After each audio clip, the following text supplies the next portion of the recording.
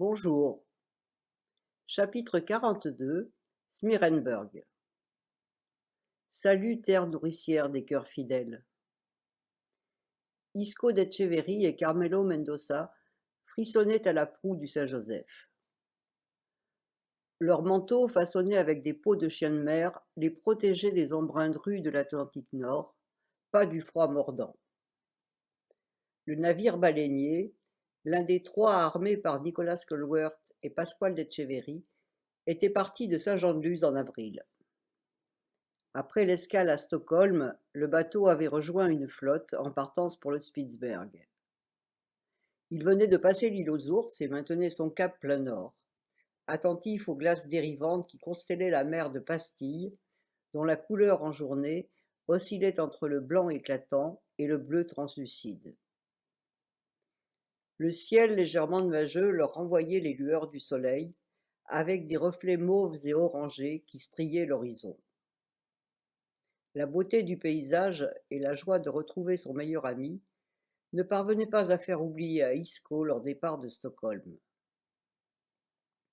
Alors qu'ils étaient sur le point de lever l'ancre, Ambrosius Björman, son ami cartographe, s'était annoncé sur la passerelle.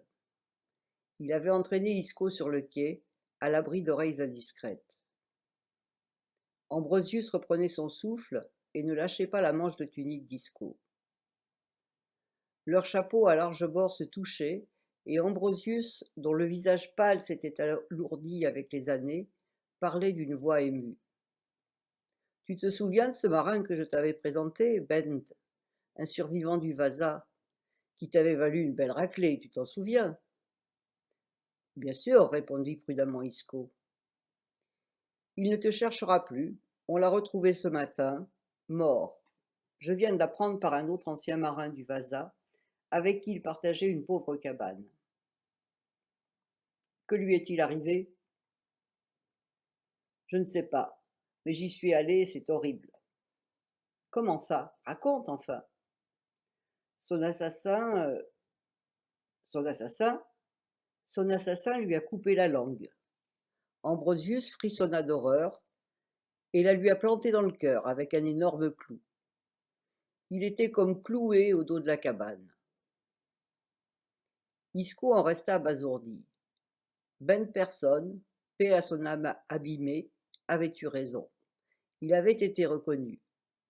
Cela signifiait qu'Isco également pouvait se trouver en danger. Ambrosius l'avait quitté aussi précipitamment qu'il était arrivé, le suppliant de le tenir à l'écart de ses affaires à l'avenir. Dans les heures qui suivirent, le navire basque avait fait voile. Il était encore dans l'archipel lorsque Isco avait repéré, débouchant d'une île, le deux-mâts sur lequel Ben Person avait attiré son attention. Ils avaient navigué un temps presque bord à bord, suffisamment longtemps pour qu'Isco aperçoive sur le gaillard arrière cet homme qu'il avait surpris en conversation avec le pasteur Lénus dans l'entrée de la résidence de Frédéric. Coïncidence, l'homme l'avait aperçu aussi. Ils restèrent quelques secondes ainsi, et l'homme porta la main à son front. Isco eut la conviction que ce salut lui était adressé. L'homme ne cessait pas de le regarder par-dessus les flots. Était-ce lui qui avait reconnu Personne, ou quelqu'un d'autre à bord du navire? Personne, cloué comme Isaac, la signature d'un même assassin, un message, la langue coupée. Parce qu'il avait trop parlé? Isco rendit le salut, et de fait, l'homme hocha la tête. Isco savait que le deux-mâts se rendait à Pitéa. Ceux qui s'entassaient à bord rejoignaient peut-être la mine de Nazaspial. Cet homme, qui avait pu venir jusque dans la résidence d'un conseiller du roi, s'entretenir avec l'un des plus hauts représentants du clergé suédois, pouvait-il être un mineur, un pasteur, ou qui d'autre encore? Cette rencontre furtive le troubla. Pourquoi se rendait-il dans le nord? Ils naviguèrent encore une dizaine de minutes à vue, puis prirent des directions différentes. Quelques jours avant ce départ de Stockholm, le Saint-Joseph, 350 tonneaux, 14 canons, coque épaisse renforcée pour la banquise, avait dévié de sa route pour accoster dans la capitale suédoise. 2 courtes journées d'escale. Isco l'attendait à son arrivée, impatient. Dernier descendu, Pasquale d'Etcheverry avait longuement regardé son fils. Te voilà devenu un homme. Ça ne voulait peut-être pas dire grand-chose, mais Isco se sentit fier. Pasquale était avare en compliments. Comment va ma mère? Elle va bien. Isco se sentit mieux d'un coup. J'ai appris que les Espagnols avaient occupé Saint-Jean-de-Luz une année. Ta mère a été courageuse. Elle s'est occupée de nombreuses familles qui avaient tout perdu. Ah, tu peux être fier d'elle. Et notre maison, détruite, comme des centaines d'autres à Saint-Jean-de-Luz et à Cibourg, sans compter les villages le long de la Nivelle. Mais ce n'est que de la pierre. La famille est sauve, notre nouvelle demeure t'attend. Jacques de Mons, Isco s'assura qu'on ne pouvait les entendre, vous a-t-il contacté à propos de ma mission ici? Pasquale marqua un temps de silence. Il m'a rendu visite peu avant mon départ pour le Spitzberg. Il accorde beaucoup d'importance à tes courriers et à ta mission. Il n'en a pas dit plus. Il a dit que tu comprendrais. Et il m'a remis une lettre pour toi. Pasquale, d'un signe, fit comprendre que le moment n'était pas choisi pour la lui remettre. La menace pesait donc toujours. Cela ne s'arrêtera donc jamais. Pasquale sentit la déception d'Isco. Si cela peut t'aider, essaye de te convaincre que tu sers ton pays. C'est ce que vous faites. Un silence qui va les réponses. Frédéric Eckbald, qui attendait en retrait, en profita pour s'avancer et saluer son ami. Vous pouvez être fier de votre fils, Pasquale. Il s'est acquitté de plusieurs missions difficiles dans des conditions extrêmes, a déjoué une machination qui nous aurait affaiblis. La Suède a une dette envers lui, et donc envers vous. Pasquale apprécia d'un hochement de tête. S'il sert votre pays, il sert son pays, et s'il sert son pays, il sert son père. Isco se demanda ce que son père savait vraiment de la mission confiée par Jacques de Mons. S'il savait autre chose que cette menace à peine voilée qui mettait Isco au service de l'intendant de Bordeaux. De Mons qui les avait poussés à avoir des secrets l'un pour l'autre. Le Spitzberg. Tant rêvé. L'année prochaine à Smeerenburg. La promesse de Carmelo.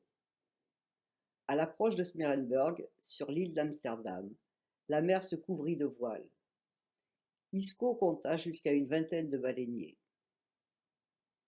Et encore, tu verras lorsque nous arriverons. Carmelo parlait d'expérience. Carmelo Mendoza était devenu un homme puissant, marqué déjà aussi par les longues campagnes de pêche à la baleine. Il n'avait pas manqué une saison, sauf cette sinistre année où Saint-Jean-de-Luz avait été saccagé par les Espagnols. Il avait fait la course sur un navire corsaire commandé par Pasquale avant de revenir à la baleine. Mais ce n'est plus tout à fait comme avant. Tu parles déjà comme un vieux marin, sourit Isco, tout à la joie de retrouver son ami. La concurrence s'est durcie. Nous, les Basques, restons les meilleurs, tu penses bien, mais les autres ont appris. Et nous nous plantons un harpon dans le pied en allant travailler pour tous ces étrangers qui apprennent à notre contact et se passent de nos services ensuite. Que Dieu rende grâce à ton père, qui a su ménager son alliance avec cet armateur hollandais. Sinon, nous retournerions à la misère. Le Saint-Joseph atteignit la baie de Spirenberg en fin de matinée, début juin. Nous bénéficions du meilleur emplacement grâce à ton père. L'association de Pasquale avec Nicolas Colworth permit au Saint-Joseph d'accoster à l'extrémité est de la langue de terre de la station, plus facilement accessible. Un endroit réservé aux navires affrétés par les membres de la Chambre de commerce d'Amsterdam. Les autres chambres, Rotterdam, Hoorn, Middelburg, Delft, Vlissingen, Enkhuizen, se répartissaient le long de la langue de cette terre vers la partie principale de l'île. Lors de la campagne de pêche à la baleine, à laquelle il avait participé des années auparavant, Isco n'avait jamais eu l'occasion de mettre pied à terre. Cette fois-ci, il devait d'abord débarquer un matériel important avant de partir en chasse. Une activité humaine étonnante pour être si loin de tout se tenait sur ce bout de terre. On était au commencement de la période de chasse et une quarantaine de navires croisaient dans la baie.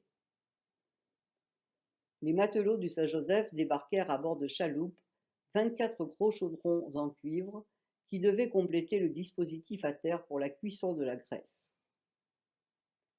L'un des 3 navires affrétés était équipé de fours embarqués, une invention récente d'un Basque de Cibourg, François Sopit, qui permettait de fondre directement le lard des baleines à bord des navires, ce qui donnait un avantage précieux en produisant une meilleure huile, dont la qualité dépendait notamment de la fraîcheur de la graisse lorsqu'elle était fondue. Le Saint-Joseph n'en était pas équipé, car il fallait une construction spéciale en renforçant la jauge. Mais en tout cas, notre Saint-Joseph est en bon bois de la forêt d'Irati, tu peux en être sûr, lui dit Carmelo en tapotant la rambarde.